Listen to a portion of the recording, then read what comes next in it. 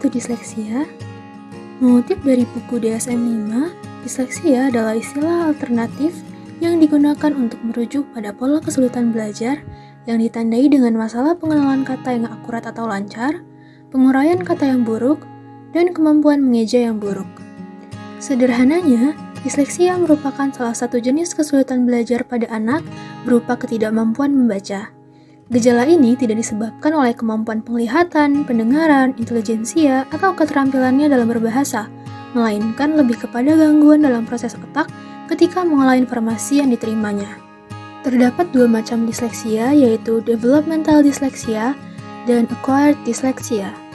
Developmental dyslexia merupakan bawaan sejak lahir dan karena faktor genetik atau keturunan.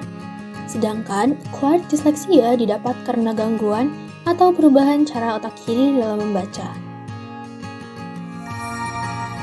Klasifikasi disleksia decidedis atau visual.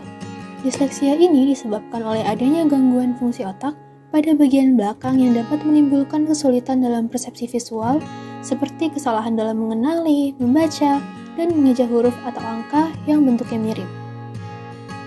Disleksia verbal atau linguistik ditandai dengan kesulitan membedakan lafal huruf seperti P, T, B, G, T, D, T, K, kesulitan mengeja secara auditoris, kesulitan menyebut atau menemukan kata atau kalimat, dan pengucapan urutan kata yang kacau seperti sekolah menjadi sekolha.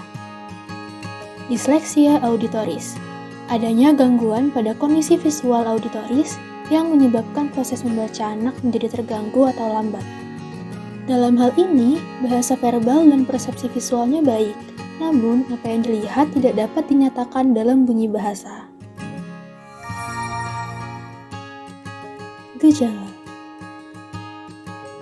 huruf tertukar-tukar, misalnya B bertukar dengan D, P bertukar dengan Q, M bertukar dengan W, dan S bertukar dengan Z. Kesulitan membedakan huruf vokal dan konsonan.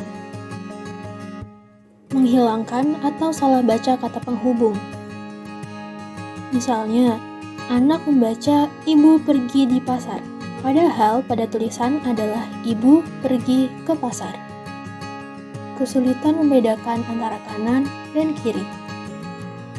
Membaca secara lambat dan terputus-putus.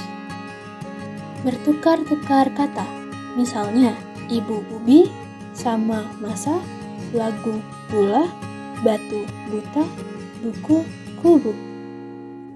Mengeluh pusing, nyeri kepala, atau sakit perut saat membaca. Kesulitan memahami kalimat yang dibaca atau didengar dan merasa lelah karenanya. Kesulitan dalam mengingat kata-kata atau informasi yang tidak familiar. Metode belajar dan penanganan. Metode multisensori melibatkan penggunaan berbagai indera seperti visual, auditori, kinestetik, dan taktil untuk membantu siswa memahami dan mengingat informasi. Pendekatan ini sangat bermanfaat bagi anak-anak dengan disleksia karena memungkinkan mereka belajar melalui lebih dari satu jalur sensorik. Contohnya, mereka dapat menulis huruf di pasir atau bahan lainnya. Anak dapat menulis huruf atau kata di atas pasir kinetik, atau menggunakan cat jari untuk membantu mereka merasakan bentuk huruf dan kata. Metode fonik atau bunyi berfokus pada hubungan antara huruf dan suara. Ini mengajarkan anak-anak untuk mengenali dan menghubungkan bunyi fonem dengan huruf atau kombinasi huruf yang sesuai, yang sangat membantu dalam meningkatkan kemampuan membaca dan mengeja. Contohnya, anak diajarkan untuk mengenali bunyi dari setiap huruf alfabet dengan cara fonetik. Misalnya, huruf B berbunyi B, huruf S berbunyi S, agar tidak menyebabkan kebingungan saat anak mencoba menggabungkan bunyi tersebut untuk membaca suatu kata. Metode linguistik berfokus pada pemahaman struktur bahasa, termasuk sintaksis, morfologi, dan penggunaan konteks untuk memahami dan memproduksi teks. Ini membantu anak-anak dengan disleksia dalam memahami dan memproses bahasa secara lebih efektif. Contohnya, dengan latihan struktur kalimat.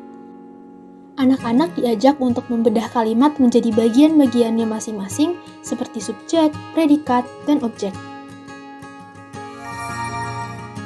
Disleksia bukanlah hambatan, melainkan cara berpikir yang unik. Dengan dukungan dan pemahaman, kita dapat membantu setiap anak dengan disleksia mencapai potensinya yang maksimal.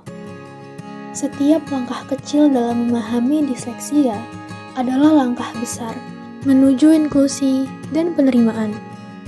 Terima kasih telah menyimak video ini dan menjadi bagian dari perubahan positif. Mari kita terus mendukung, menginspirasi, dan merayakan keunikan pada setiap individu.